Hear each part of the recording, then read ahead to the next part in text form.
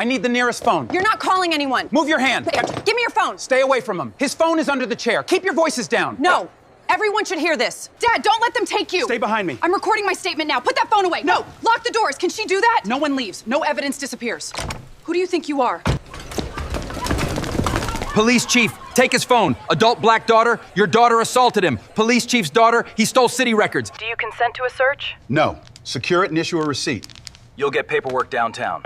Verify his identification. It's fake. I require one permitted... This is the responding officer. I need the judge. The judge. Give me that phone. Put it to my ear. You heard her. What judge? Transfer the call now. Who authorized this? Put it to my ear. You will know in 10 seconds. Activate the bellwether preservation order. Full scope? Every archive and payment record. End that call. Chief, step back! Dad, what is bellwether? Why are you afraid? The dining room went silent before the sound had even faded.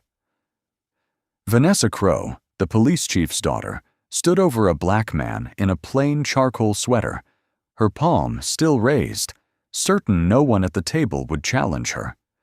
But why did the man simply straighten his cuff and ask the waiter for the nearest phone? Why did the chief's face drain of color when he heard the name on the other end? And what secret could turn one humiliating slap into the first crack in a 20-year wall of power? Stay until the final call, because the truth buried beneath that dinner table was bigger than anyone in the room imagined. The waiter's hand stopped halfway to the phone.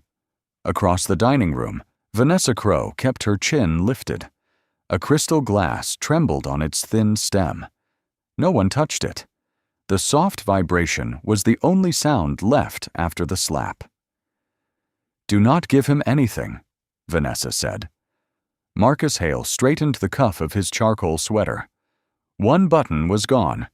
He did not search for it. "I asked for one call." "You can make it downtown," said the man entering through the service door. Police Chief Gordon Crowe crossed the room without removing his overcoat. Rain darkened its shoulders, and cold air followed him between the tables. Two officers came behind him. Neither asked what the guests had seen. Nia stepped into the aisle. "Chief Crowe, your daughter struck him." Gordon glanced at Vanessa's hand, then at Marcus. "My daughter says he stole confidential material." "The envelope fell beside my chair," Marcus replied. "Then explain that somewhere private." A chair scraped. Someone lowered a phone when Gordon faced the crowd. Another guest turned his screen face down beside a half-eaten plate. The room smelled of garlic, wine, and rain from the open service door. Lena Ortiz, the young server nearest the table, held a coffee pot against her apron. Her knuckles were white around the handle. Gordon pointed at Marcus's phone. "Take it." Officer Caleb Reed hesitated. "Sir, do we have—" "Take it." Marcus covered the device with one palm. "You may secure it with a receipt." Vanessa gave a short laugh. "You're giving orders now?" "I'm asking you to follow your procedure." The glass stem trembled again as Gordon's gloved fingers touched the table. He leaned closer, smelling of wet leather and wintergreen. "You are in my city." Marcus met his eyes. "That is not the same as being above it." The silence changed from shock to calculation. Gordon turned to the manager. "Lock the front doors. No one leaves until statements are taken." Owen Mercer blinked. "Chief, we have 40 guests." "Then you have 40 witnesses." Nia gripped Marcus's sleeve. "Dad, don't let them move you." He looked at her hand. For a moment, the dining room fell behind another promise, another evening already slipping away. "I'm not leaving you," he said. Vanessa folded her arms. "He threatened me." "What were his words?" Nia asked. Vanessa opened her mouth, but Gordon answered. "That will be documented." Reed sealed Marcus's phone inside a clear evidence pouch. The plastic crackled. Before the screen went dark, a photograph of a blue envelope remained visible. Marcus watched it disappear into Reed's coat. "Chief Crowe, I require one permitted call." Gordon smiled thinly. "To whom?" Marcus looked toward the wall phone near the kitchen entrance. Federal Chambers. The smile loosened at the corners. Gordon stepped closer. Name? Alicia Grant. At the service station, Lena's coffee pot tapped the counter. She knew the name. So did Martin Vale at the officials' table. His fork slipped and struck his plate. Marcus continued, each word quiet and exact. Tell her to activate Preservation Order Bellwether. For the first time that night, Gordon Crow looked toward the locked doors instead of the man before him. At 1:12 p.m., Marcus turned the coffee cup until its handle faced the empty chair across from him. Rain clicked against the kitchen window. On the counter, his phone displayed one message from Nia. I'll come. 1 hour. No work talk. He typed, I promise. The reply did not come. Marcus rinsed the cup and checked the clock. 6 hours until dinner. Enough time to prepare, not enough to repair 18 months of distance. In the bedroom, he laid out a navy suit, then returned it to the closet. Nia had said every suit made her feel she was meeting the bench, not her father. He chose a charcoal sweater and dark trousers. On the dresser stood a photograph of Camille at 46, one eyebrow raised, her legal aid badge clipped crookedly to her jacket. Beside it lay her wedding ring on a thin silver chain. Marcus lifted the chain. The metal was cool against his fingers. You said no work, he murmured. Only the heater answered. He slipped the chain over his head and tucked the ring beneath the sweater. It rested against his chest. At 3:40, Nia called. You're still coming? He asked. I said I would. I know. A bus hissed behind her. You remember the condition? No cases. No court. No questions about the fellowship. And no asking whether I'm angry. Marcus sat on the bed. Would that count as a question? It would count as exactly what you do. He let the pause remain. 6:30, she said. Outside Juniper House. I'll be early. You're always early. That sounded almost affectionate. It wasn't. The line went dead, but not sharply. Marcus held the phone until the screen dimmed. At 5:05, Alicia Grant called from Chambers. We found another discrepancy in the Bellwether Index, she said. 3 sealed complaints are listed, but the archive shows 4 intake numbers. Marcus stood by the window. Headlights moved through the wet street below. Can it wait until morning? Alicia went quiet. She knew his habits. Yes, it can wait. Preserve the notes. Don't contact the city. You sound strange. I have dinner with my daughter. That explains it.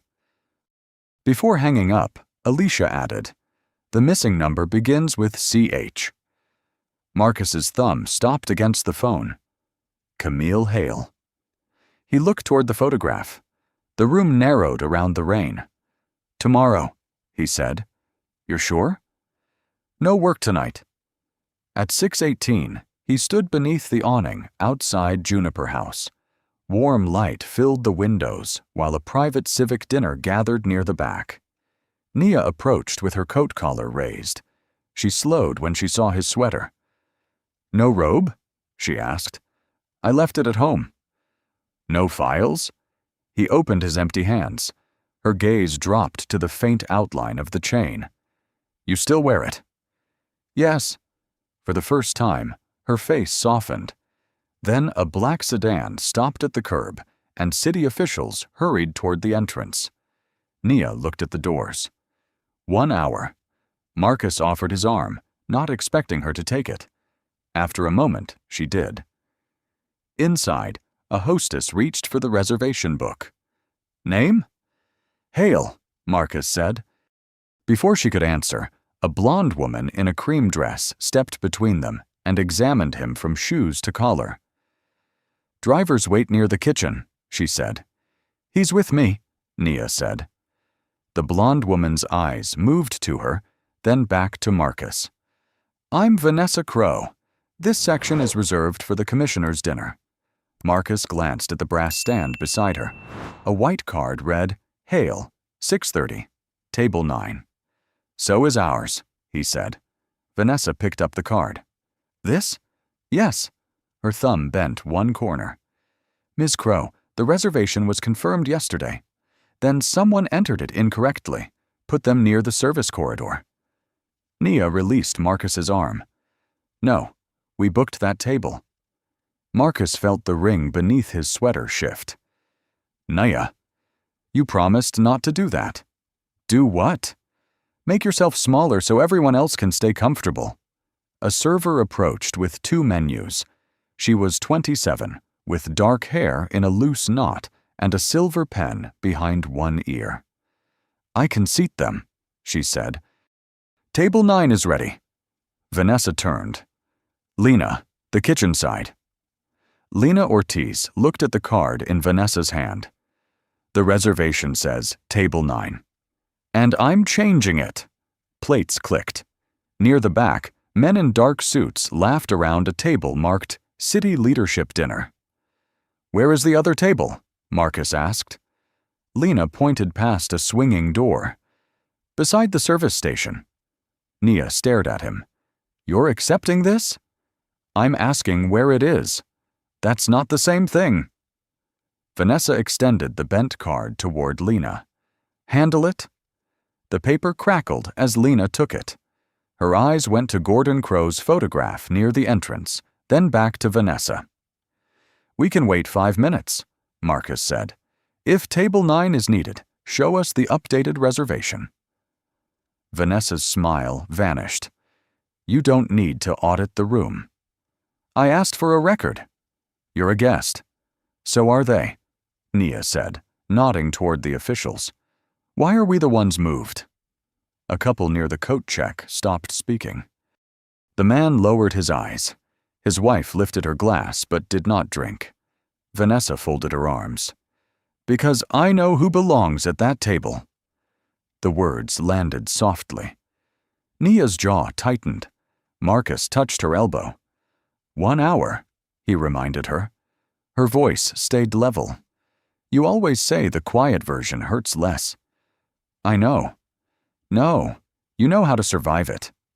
For a second, only the air vent hummed.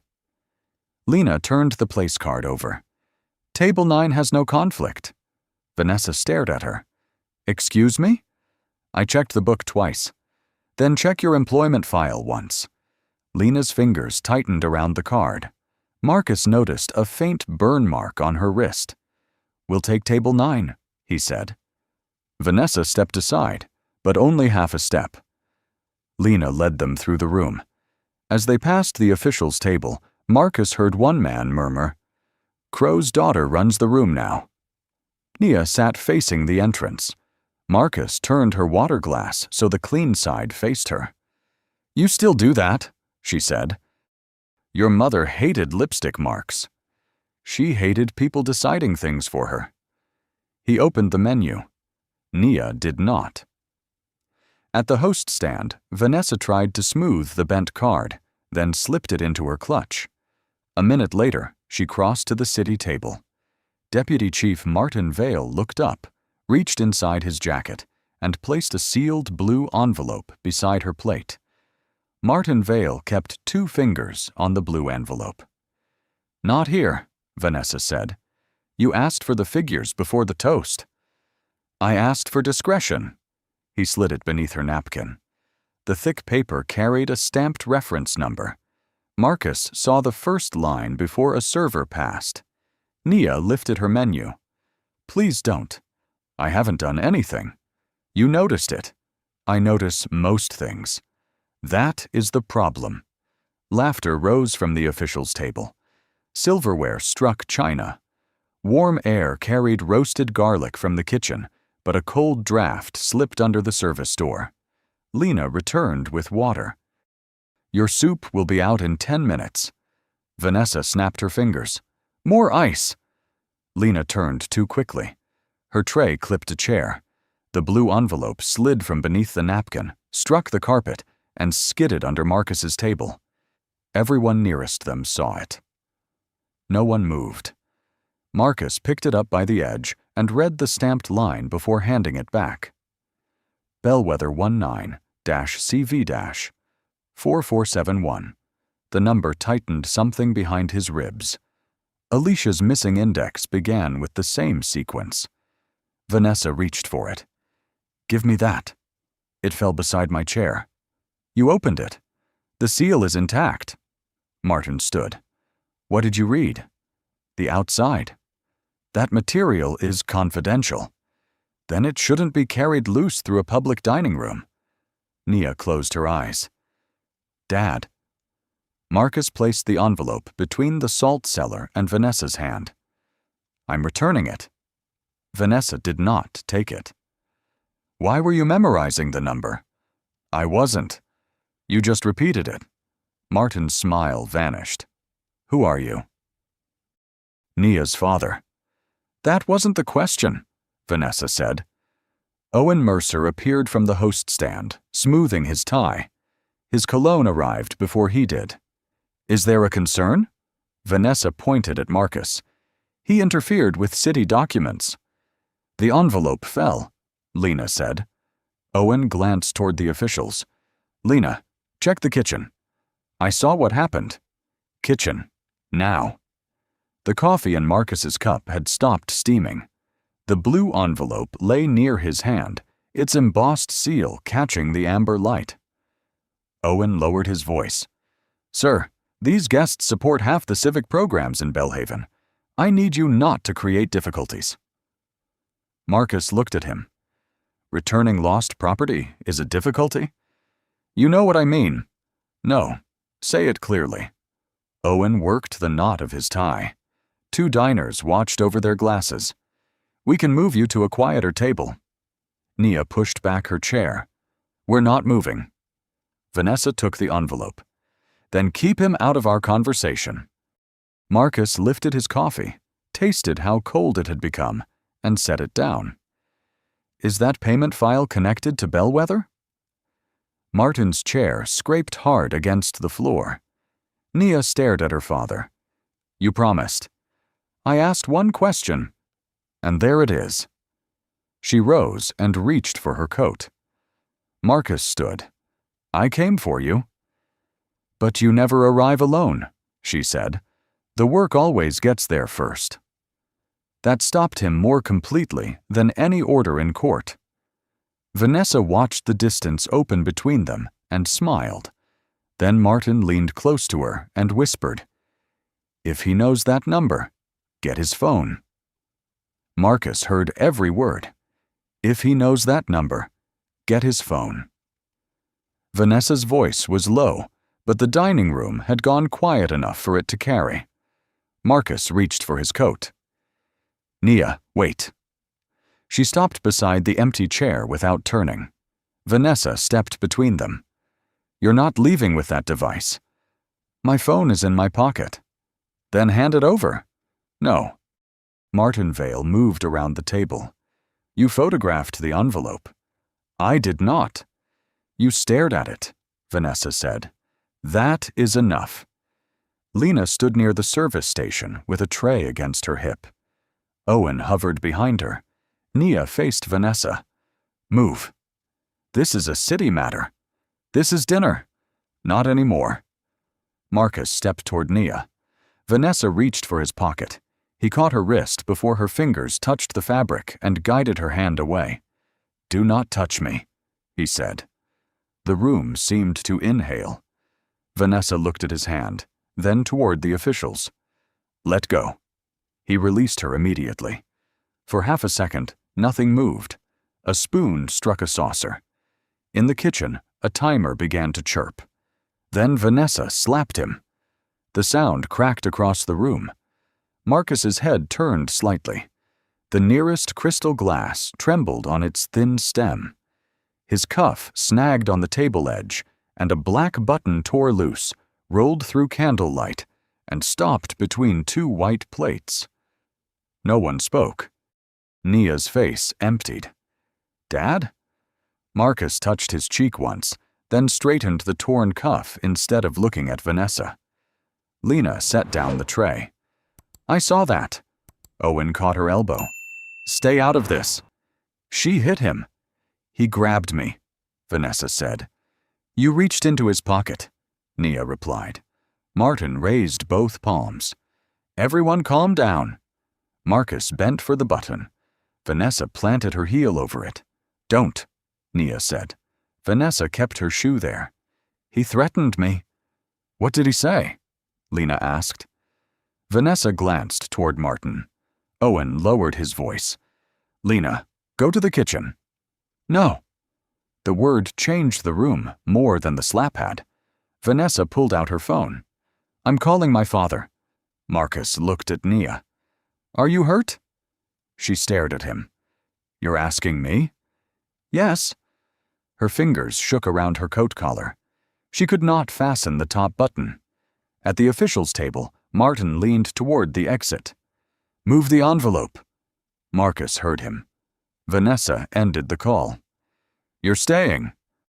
You have no authority to detain me. My father does. Marcus took out his phone. Martin moved first. Give me that. Marcus angled the screen away. The camera caught the blue seal in Vanessa's hand. She lunged. He stepped back. Do not make this worse. For me? Vanessa demanded. No, for the record. Vanessa struck the phone from his hand. It landed beneath Nia's chair. Nia reached down. Vanessa grabbed her shoulder. Marcus moved between them and lifted Vanessa's hand away. Do not touch my daughter. The kitchen timer stopped. Rain tapped the windows. For one beat, Vanessa noticed every raised phone was pointed at her. Then the service door opened. Police Chief Gordon Crow entered in a rain-darkened overcoat, followed by 2 officers. He did not ask what had happened. He looked at Vanessa, at Martin, and finally at Marcus. Take his phone, Gordon said. Take his phone, Gordon said. Caleb Reed stopped beside Marcus, rain shining on his shoulders. Joan Foster remained near the service door. Sir, may I see the device? It's under that chair, Nia said. His daughter knocked it there. Gordon did not look at her. Secure it. Reed crouched. The cracked screen still showed the blue envelope in Vanessa's hand. He glanced up.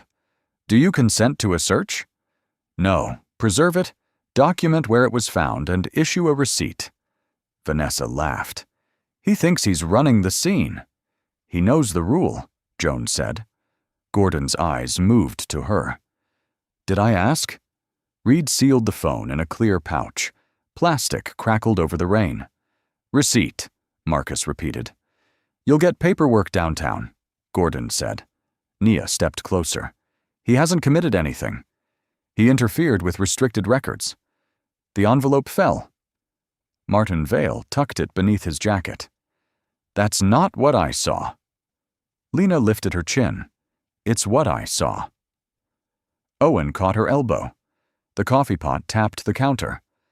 Let go, she said. Gordon faced the room. Everyone stays seated. Mr. Mercer, lock the entrance. Owen hesitated. Chief, guests are leaving. Then they can wait. The brass bolt slid into place. A woman lowered her phone. Someone whispered, Can he do that? No one answered.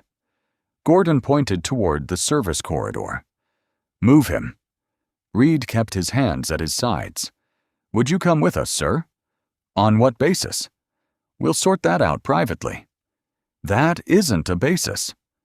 Gordon stepped close enough for Marcus to smell wintergreen beneath wet wool. You are in my city. Marcus met his eyes. That is not the same as being above it. Several guests looked down. Gordon's face stayed still, but one finger tapped against his belt. Nia moved between them. My father goes nowhere without me. You can remain here, Gordon said. No. Marcus touched her sleeve. Stay with Lena. Her fingers still could not fasten her coat. You promised you wouldn't leave me. I'm not leaving you. You always say that before a door closes. The words stopped him. Gordon nodded to Reed. Now. Reed gestured toward the corridor. Marcus walked without being touched. Nia followed until Joan blocked the doorway with an apologetic shake of her head. Fluorescent light replaced the restaurant's amber glow. The corridor smelled of bleach, onions, and damp cardboard. A metal door waited beyond stacked crates. Behind Marcus, Gordon murmured to Martin, "Get the Blue Room ledger out before anyone calls downtown."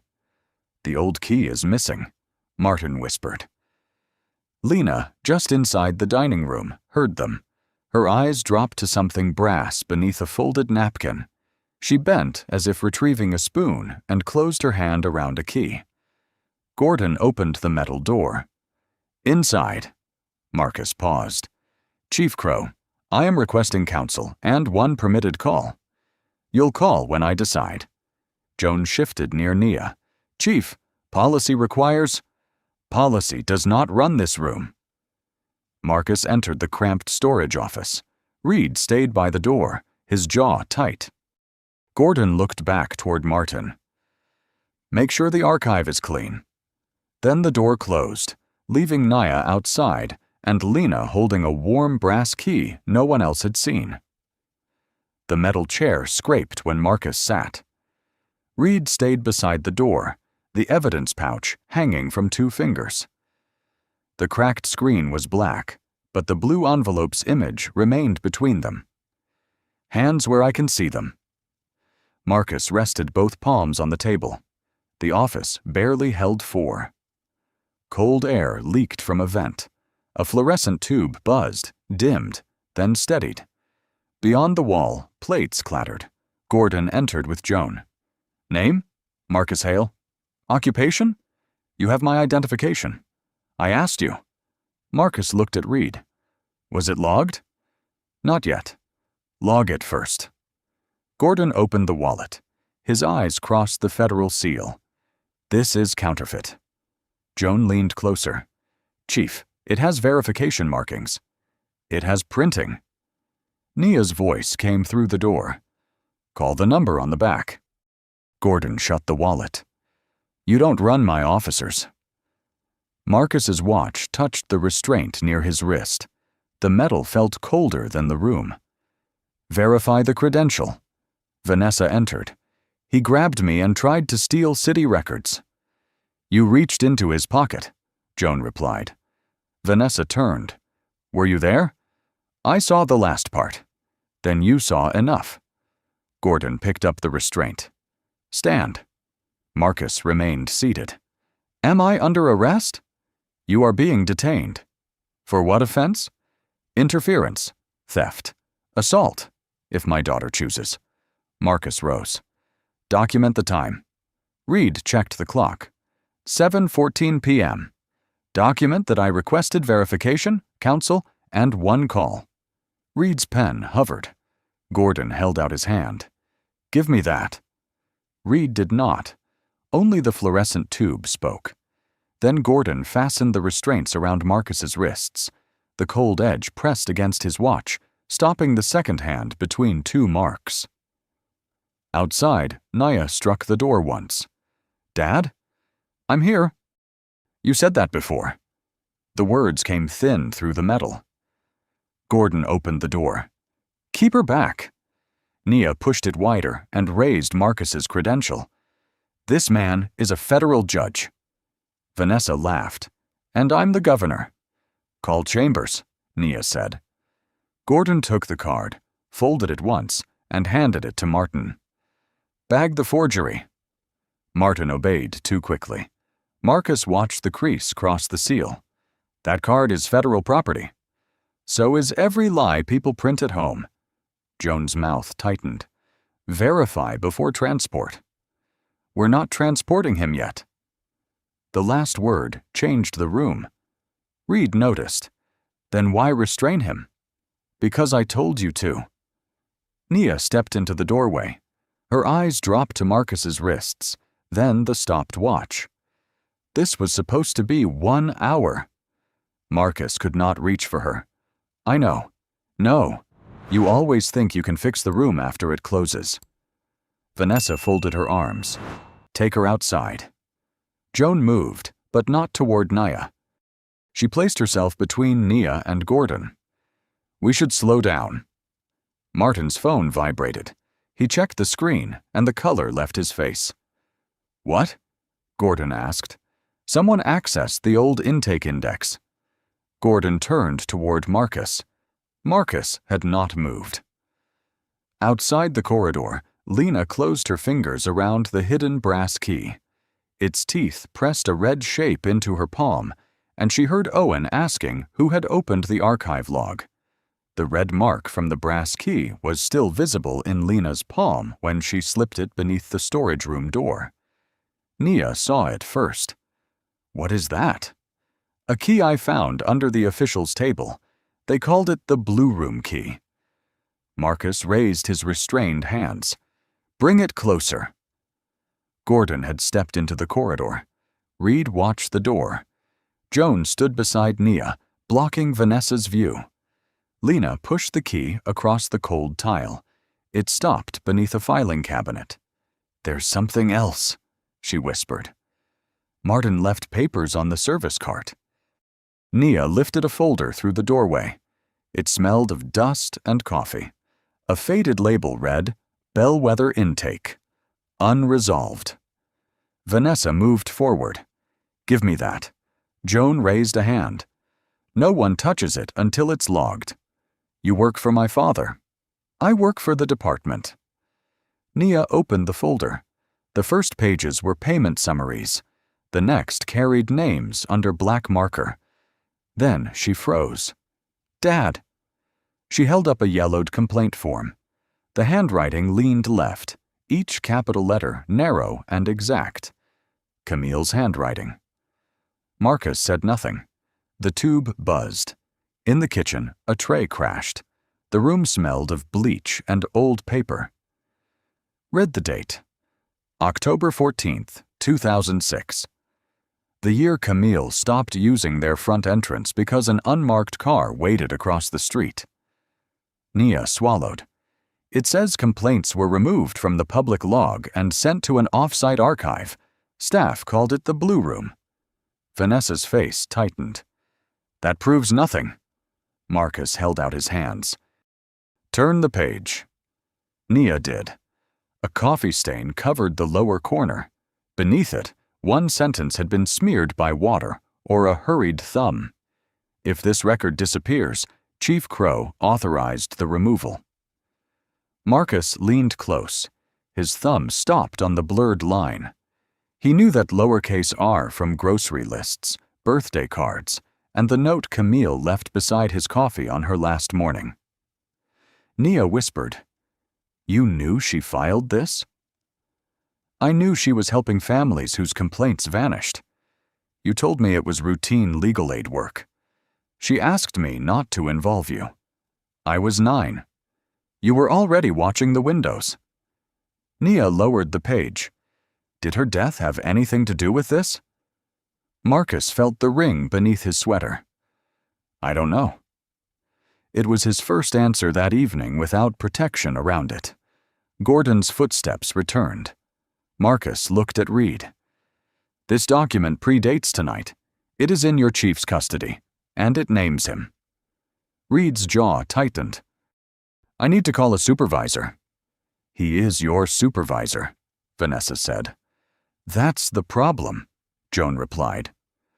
Gordon entered and saw the open folder. His gaze dropped to the brass key beneath the cabinet. Close that file. No one obeyed. He stepped toward Nia. Marcus stood, the chair legs grinding over concrete. Do not touch her. Gordon stopped. You have no idea what that paper is. Marcus looked at Camille's smeared sentence. I know whose hand wrote it. Martin appeared behind Gordon, breathless. Chief, the old archive server sent an external access alert. Gordon turned. From where? Martin looked at Marcus, then at the stopped watch pressed against the restraint. Federal Court Chambers. Federal Court Chambers. The words landed before Gordon could hide his reaction. Marcus looked at Martin. "Which terminal?" "The Preservation Gateway," Martin said. "It's requesting the Bellwether Index, access logs, and linked payments." Gordon shut the folder in Nia's hands. "Deny it." Joan stepped between them. "That creates a deletion alert." "I said deny it." Reed glanced at Marcus's wrists. "He requested counsel and one call. We haven't verified his ID." "Then verify nothing." Owen called from the corridor. "Chief, guests are recording again."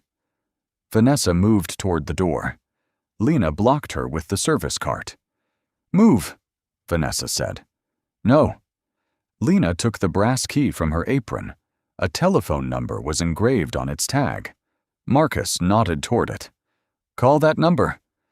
Gordon reached for the key, but Nia took it and dialed the wall phone. After 4 rings, an older woman answered. "Evelyn Price." Nia gave her name and read the number stamped on Camille's complaint. The woman's breath caught. "That file survived." "Who are you?" Nia asked. "I kept the police archive for 31 years. They called the hidden room blue because of the shelves. Your mother found it in 2006. Marcus leaned toward the receiver. "Can the archive be destroyed remotely?" "Not all of it. Paper boxes are in the old precinct basement. Crow used a shred crew after midnight whenever an audit was announced." Gordon's jaw tightened. "Hang up," Evelyn continued, louder. "The reserve key opens the east stairwell. If they know you found it, they'll clear that room before dawn." The line went dead. Nia slipped Camille's complaint beneath her coat. Then the wall phone rang. 1 sharp bell. A second. Joan opened the door. Gordon caught her sleeve. "Leave it." The 3rd ring echoed through the corridor. Marcus said, "If you block that call, every officer here becomes part of the record." Reed answered, "This is Officer Reed." A woman's voice carried through the receiver. "Alicia Grant, Federal Court Coordinator. I need Judge Hale." Reed's eyes closed briefly. "Yes, ma'am." Gordon reached for the phone. Reed turned away and held it to Marcus's ear. "Alicia, the bellwether order is ready. I need your activation phrase." Gordon's face drained. Marcus looked at Camille's blurred handwriting. "Activate Preservation Order Bellwether. Full scope. Include municipal finance and the off-site complaint archive." Keyboard clicks crossed the line. "Confirmed. The hold is live." Martin's phone vibrated. Then Joan's. Then Gordon's. Red text filled Martin's screen. "Deletion disabled. External hold." Gordon grabbed his coat. "We're leaving." Joan blocked the doorway. "No, sir." "You don't detain me." "I'm preserving the scene." Vanessa's voice thinned. "Dad?" He ignored her.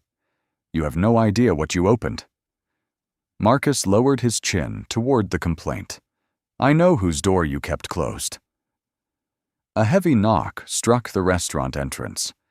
Cold rain air swept through the dining room as Lena released the bolt. Guests rose while dark-coated federal officers entered with sealed cases. At the corridor, a marshal looked at Marcus. "Judge Hale?" Marcus lifted his restrained hands. "Start with these," he said. The marshal's gaze dropped to Marcus's wrists. "Who authorized this?" Gordon stepped forward. "Local detention. Active investigation." The marshal looked at Reed. "Officer?" Reed swallowed. "Chief Crow ordered it." "Remove them." Gordon's voice sharpened. "He assaulted my daughter and interfered with city records." Joan lifted Marcus's folded credential from the evidence tray. His identification was never verified. The marshal opened the crease and studied the seal. Rainwater ticked from his coat onto the tile. "Good evening, Judge Hale." The corridor changed. Vanessa's mouth parted. Martin looked toward the rear exit. In the dining room, a guest raised his phone with both hands. Reed unlocked the restraint. The cold metal released Marcus's watch, but the second hand remained frozen between two marks. Nia saw it. It stopped. I know. She touched his damaged cuff, then pulled her hand back.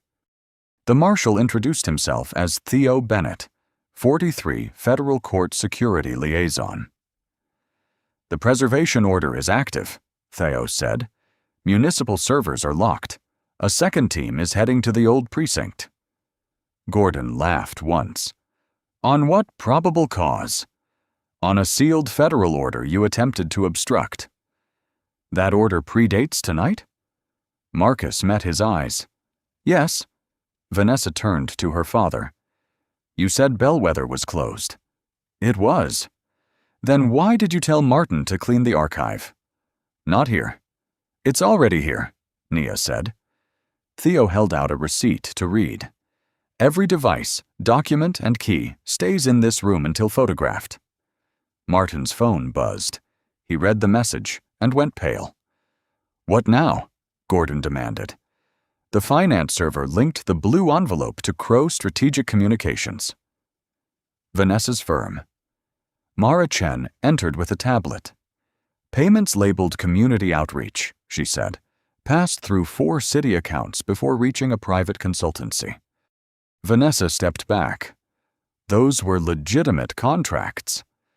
Then the records will show it. Gordon moved between her and Mara. My daughter is not answering questions. Mara looked over her glasses. No one asked her one. Ice cracked inside Gordon's untouched glass. Theo returned Marcus's wallet. Camille's ring had slipped above his collar. Marcus closed his fingers around it. Nia watched. You knew this could happen. I knew the archive existed. You knew enough to have an order waiting. I did not know her complaint was inside. Dinner was a promise. Yes. And you brought a federal trap with you. No, I brought myself. The trap was already under the table. For once, she had no answer. Theo nodded toward the dining room. We need statements. Marcus looked at Nia. You first. I'm not a witness for you. You're a witness to what happened. The words left space between them, but not a wall.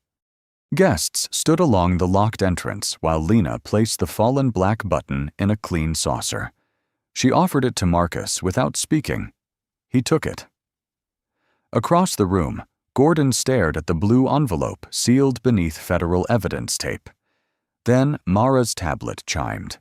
She read the new file name aloud. Camille Hale.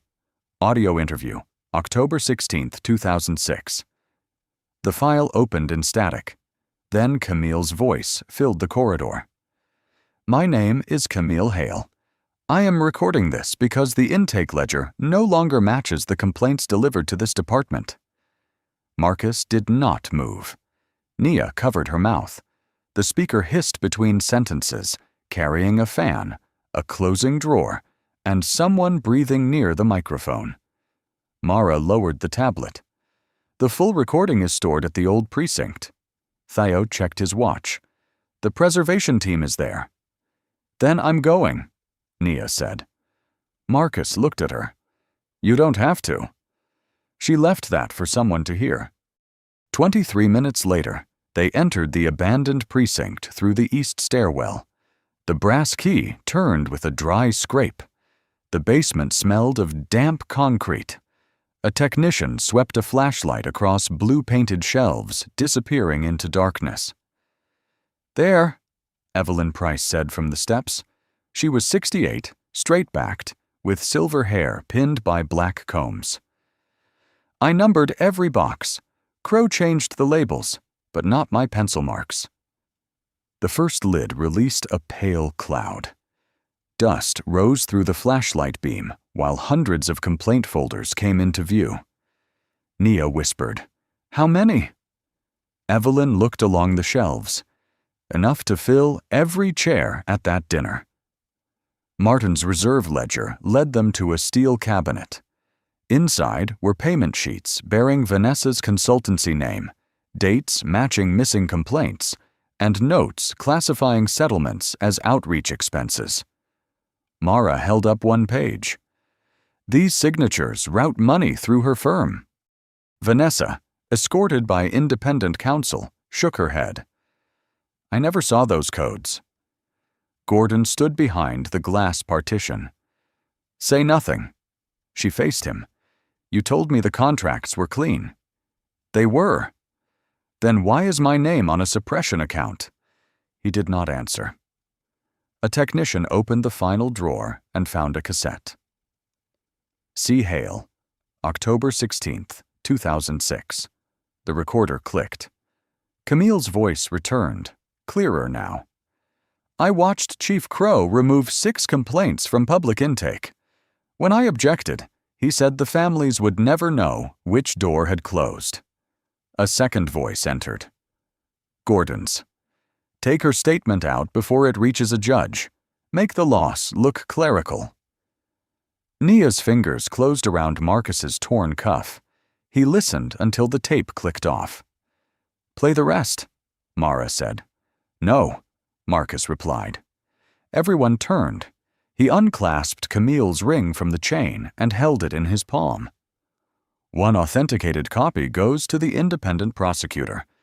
I will not hear this evidence again outside formal process. Theo understood first. You're recusing.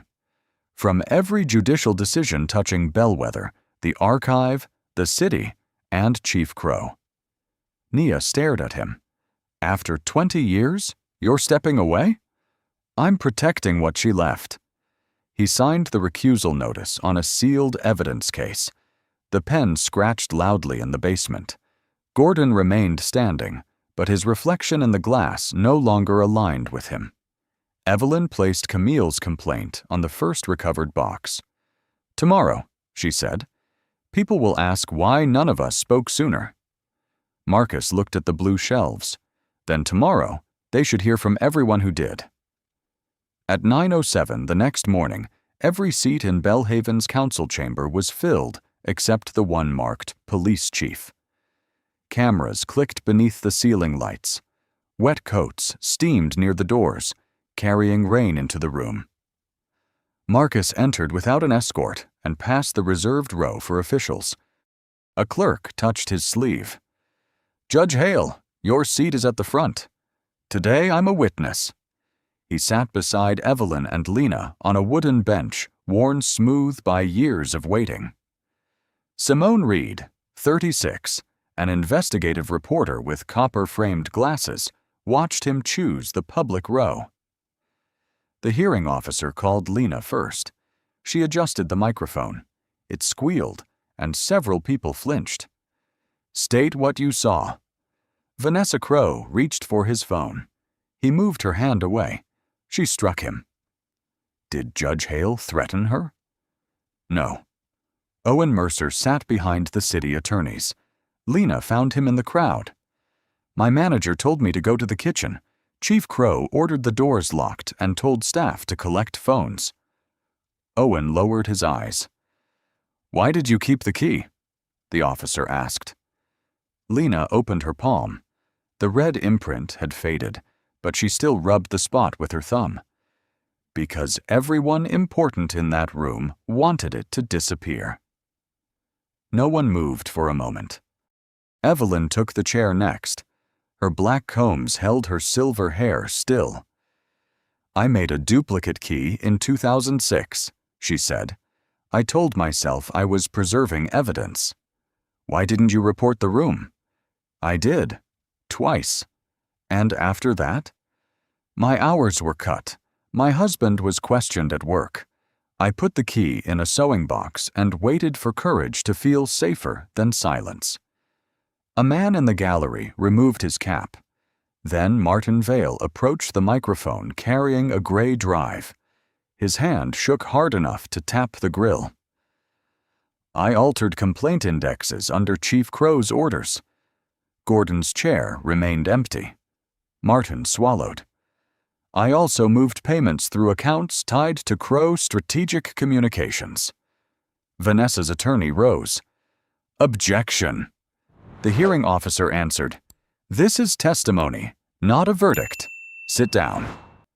Martin placed the drive on the evidence table. "Why come forward now?" Simone called before being warned. Martin looked at Marcus. "Because last night he had every reason to use his title, and he didn't. I used mine every day to avoid saying no." The ventilation clicked off. In the sudden quiet, the empty chief's chair seemed larger than the witness stand. Marcus testified last. "Did you initiate Bellwether to target Chief Crow?" the officer asked. "No." "Did you attend the dinner expecting confrontation?" "I attended to eat with my daughter." Nia sat 3 rows back. She looked at the broken button sewn onto his cuff with dark blue thread that did not match. "Do you seek special prosecution because of your office?" "I seek the same process promised to every name in those boxes." When he stepped down, Simone intercepted him near the doors. "Judge Hale, what should this city remember?" Marcus glanced at Lena, Evelyn, Martin, and the families waiting to testify. Remember who spoke before anyone believed them. Behind him, the clerk removed Gordon Crow's nameplate from the empty chair and sealed it in an evidence bag. By 4:20 p.m., Gordon Crow's nameplate rested inside an evidence bag on a steel table. He sat across from Vanessa in a municipal interview room. The legal pad curled in the cold air. "Your attorney gave us 10 minutes, Vanessa said. "We need 5. You told me the hearing was theater." "It is." Martin gave them the payment files. "Martin is saving himself. And Camille Hale's recording? Old audio can be challenged." Without the uniform jacket, he seemed smaller. "You said the contracts were legitimate. They kept the department funded. They paid my firm. They protected you." Her heel stopped tapping. Gordon slid the pad toward her. 3 sentences were already written. "I approved public outreach invoices in good faith," Vanessa read. "Any altered coding was performed without Chief Crow's knowledge. Sign it. This makes me responsible. It separates a private vendor from departmental decisions. It puts my signature on everything. You can survive an ethics case. I cannot survive obstruction." The fluorescent light buzzed. Vanessa pressed her thumb against the paper until it bent. "All those dinners, every contract. You routed money through me. I built your future. You built an exit. Lower your voice." For the first time, she did not. "You watched me strike him, and you never asked whether I was all right. You asked where the envelope was. That envelope could destroy this family. No, it could expose you." Behind the glass, a red recording light remained steady. Gordon noticed it. "They are turning you against me." Vanessa reached into her bag. A silver data drive lay in her palm. "I kept copies of the emails you told me to delete. Give it to me." She closed her fingers. Vanessa. Once that tone ended every argument. Now it sounded like a lock. She stood and knocked on the glass. An investigator opened the door. Vanessa placed the drive in a clear evidence tray. "It contains invoices, account instructions, and messages from my father's private address. I want counsel before I explain the rest." Gordon rose. "You ungrateful!" The investigator stepped between them, and the space around Gordon closed. Outside, Marcus waited beside Nia. Through the narrow window, he saw Vanessa lower her hand from the tray. She looked at him. "I am sorry," she said. The words barely carried over the vent. Marcus did not answer for her comfort. "You will have to say that where the people you harmed can hear it." She nodded once. At 6:03 p.m., the city announced Gordon's immediate removal pending criminal proceedings. Martin was placed on administrative leave under a cooperation agreement. Vanessa faced separate charges related to the assault, concealed records, and city payments. On the courthouse steps, reporters shouted questions. Wind pushed rain under the awning. Nia moved closer. "Does this feel like winning?" Marcus watched workers remove Gordon's photograph from police headquarters. "No." "What does it feel like?" He touched Camille's ring beneath his sweater. "Like a door opened onto a room we still have to clean." Across the street, a clerk carried the frame away, leaving a pale rectangle on the wall where it had hung for 20 years. At 8:30 the following Monday, the council chamber screen displayed one green line. Complaint secured. Deletion disabled. No one applauded.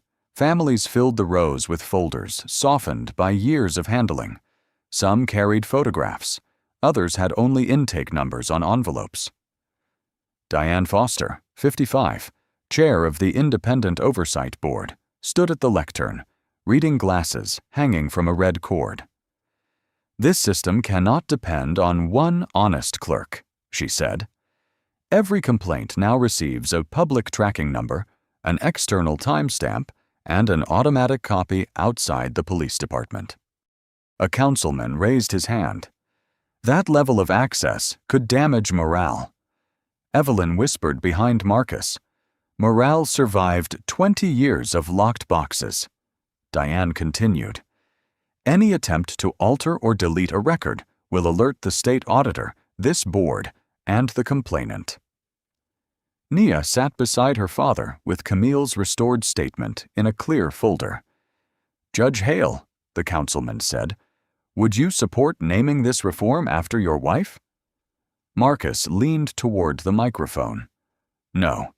A murmur crossed the room. "She did not file that complaint to become a plaque," he said. "She filed it so the next person would not need a hidden key." The city barred department leaders from awarding contracts to family-controlled businesses. Complaint records moved to independent servers. Each rule closed a door Gordon had used. During the break, a woman approached Marcus with a faded receipt. "My complaint disappeared in 2011. Will this bring it back?" "I don't know." Her shoulders lowered. Nia stepped closer. "But the legal clinic can help trace it." "What clinic?" Nia unfolded a one-page proposal.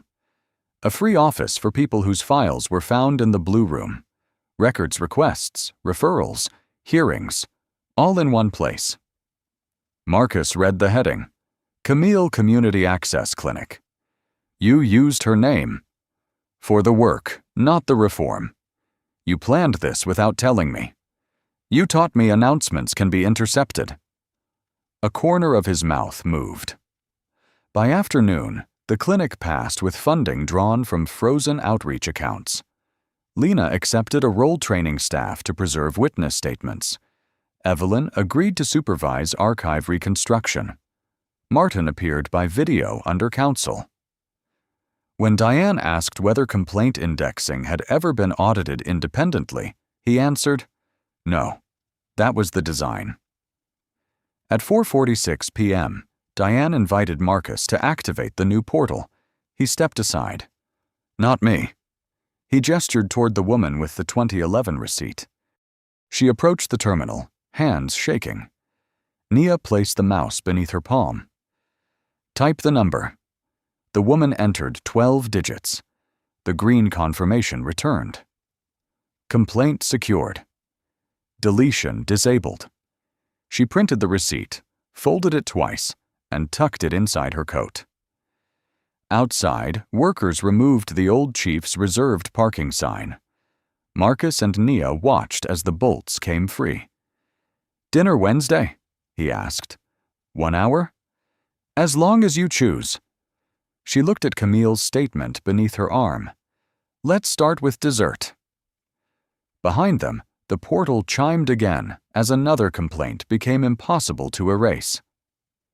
8 months later, Marcus arrived at Juniper House at 7:02 p.m. and found Nia seated at table 9.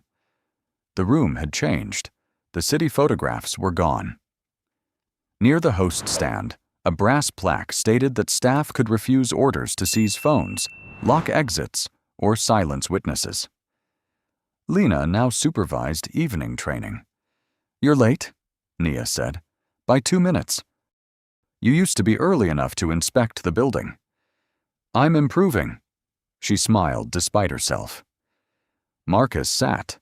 His charcoal sweater had been repaired, but the replacement button was dark blue, a shade too bright beside the others. Nia touched it. "You kept the bad stitching." "You did the stitching. That doesn't make it good. It makes it mine." At the empty third place, she set Camille's restored complaint beneath a clear cover.